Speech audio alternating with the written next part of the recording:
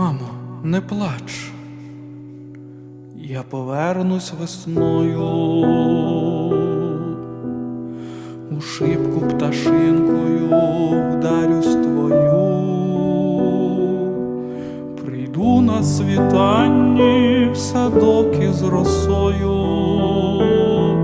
а може дощем на поріг упаду.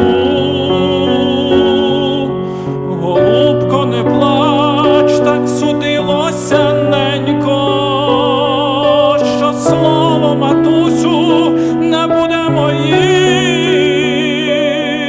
Прийду і попрошуся в сон твій тихенько, розкажу, як мається в домі новім.